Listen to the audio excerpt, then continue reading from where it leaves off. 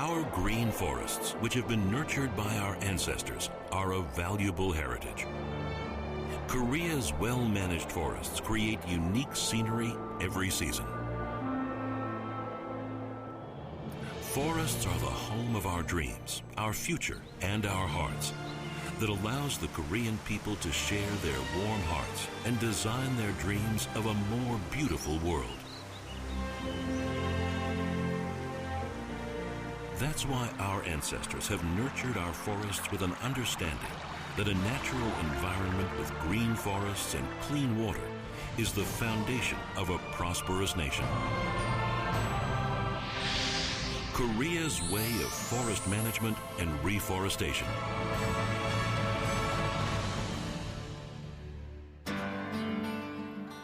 However, Korea's land has gone through painful hardships through its history. Korea's thick forests were cut down and exploited during the colonization period of the Japanese oppression, and they were degraded as people cut down trees recklessly to use them for cooking and heating energy during Korea's turbulent time of poverty. During the social chaos and the Korean rule that followed Korea's independence, Korea's forests became barren, naked mountains where even grass couldn't grow. The few remaining forests were damaged by pine-eating caterpillars and other harmful forest pests, and the damage had an even more severe spreading impact. The biggest causes of the forest degradation were reckless timber harvesting and related damage.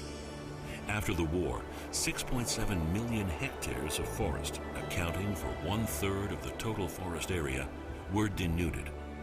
Of these forests, 700,000 hectares were in a state of extreme devastation. The outer layer of the soil on the naked forests had been washed down to the smallest amount. As the water couldn't be absorbed by the soil, and soil was washed down by heavy rain, these forests became dry land the trees couldn't live on. The outer layer of the degraded land seemed hard, but as the water damaged the outer layer, the underlying soil was repeatedly exposed and became dry.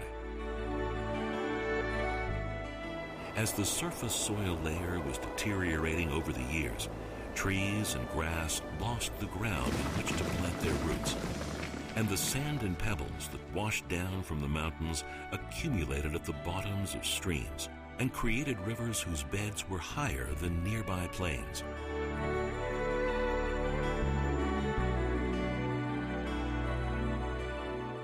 Having streams at higher levels than the fields caused flooding during the rainy season and caused drought when there was less rain.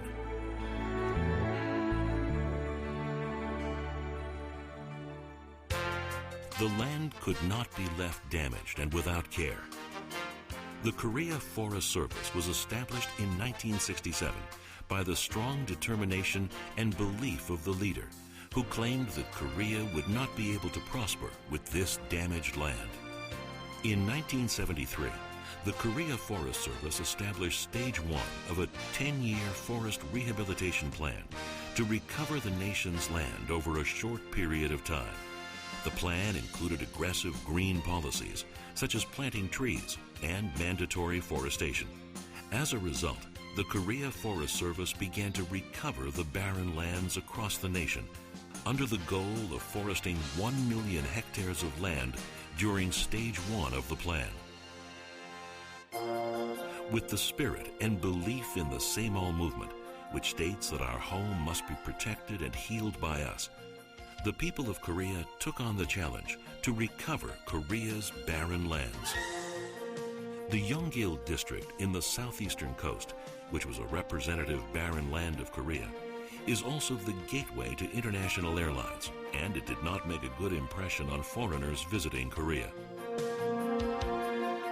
To recover the desolated forests, the size of the desolate forest was measured, and a detailed recovery plan was established according to the geographical conditions. The The erosion control of 4,538 hectares of the Yonggil district was completed by establishing 2 project offices and establishing a 5-year plan. First, irregular bulges at the tops of the mountains were evened out, and terraces were formed to prevent the soil and sand from being washed down. Then the foundation for trees and plants to grow on the terraces took place. It was a difficult process that had to be performed manually without any use of modern or heavy equipment. The workers had to hang onto ropes while working on steep slopes near beaches, mountains, and valleys. Since a small mistake could result in a loss of life, every precaution was taken for the workers' safety. Stones were placed in the middle and bottoms of steep valleys, and the groundwork for preventing loss of soil was performed in the hills between the steps. Strong bushes were planted and nurtured in the hills between the terraces to prevent the soil from being washed away by rain before the mountain had fully recovered, and water was made to flow through a constructed waterway. Since the Yonggil district has a thick surface layer and hard soil, it is difficult for trees to plant their roots there. To change this, deep and wide gullies were created. Once the rainwater collected in a gully, it was absorbed by the land to make the soil softer. Then the gully was filled with soil and fertilizers to create the ideal environment for grass and plants to grow.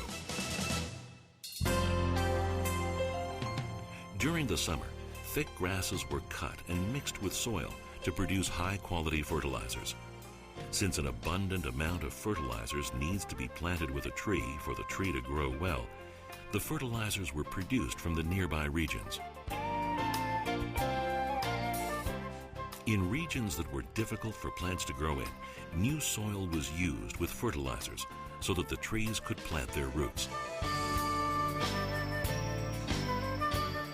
There were a lot of risks in transporting the fertilizers and the new soil.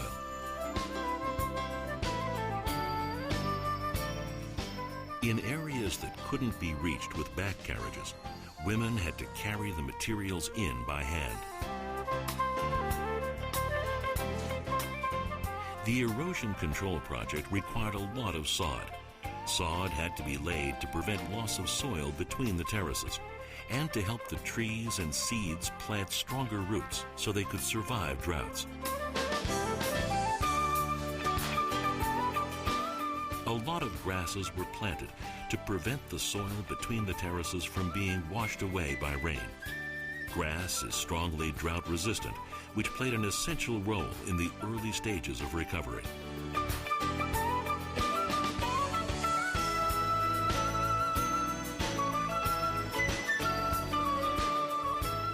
Before planting the seeds, they were first mixed with soft soil and fertilizers. Soft soil was first laid on the ground. Seeds were sprayed on top and then covered with soil. In areas where it was difficult to spray seeds, such as the slopes between terraces, the ground was dug out and seeds were planted. After the groundwork was done for making the ground suitable for plant life to grow, trees were planted. Alder trees, false acacia trees, and pitch pine trees were chosen because they grow well on infertile land. Soft soil was put into each pit, while water sponges were used to keep the tree from drying out, and fertilizers were used to promote growth.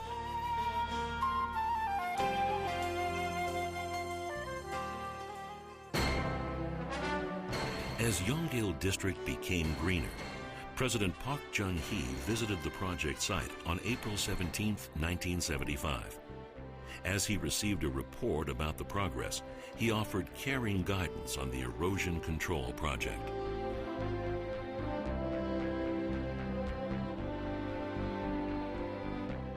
After planting the trees, it was time to make sure that they grew well. When there was a drought, the terraces were covered with straw to protect the trees and to prevent the water from evaporating.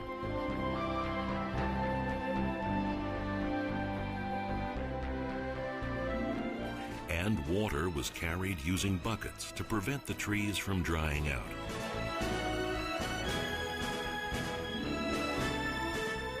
Since the soil on the site was infertile, stopping the use of fertilizers would cease growth, and therefore additional fertilizers were used every year.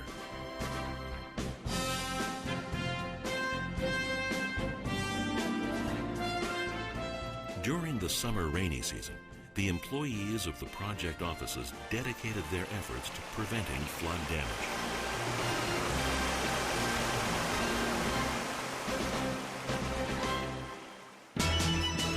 The reforestation projects that began in '73 and '79 with the participation of Korean citizens were completed in '87, which was 4 years faster than the initial plan of 10 years.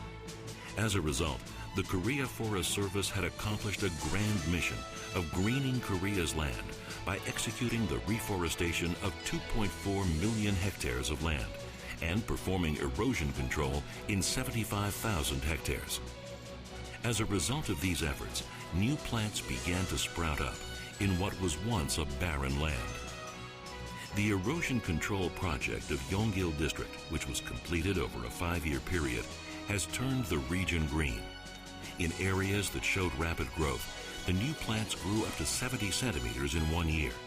The 4,538 hectares of barren land were now turned into a green mountain. The project has taught us the lesson that erosion control must be executed with thorough planning and an awareness of the laws of nature, and that there are no limits when the people put their hearts into a joint effort.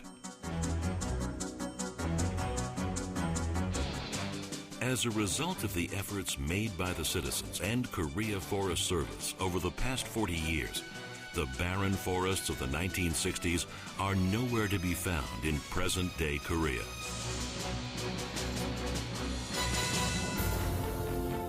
Today, our lush and beautiful forests create resting and relaxing places for the people.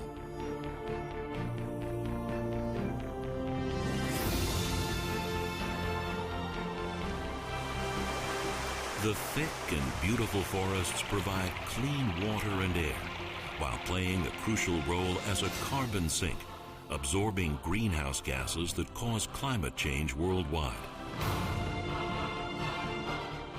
Based on the success of reforestation over the past 40 years, we will gather our strength and passion once again to write a new success story as the leader of reforestation.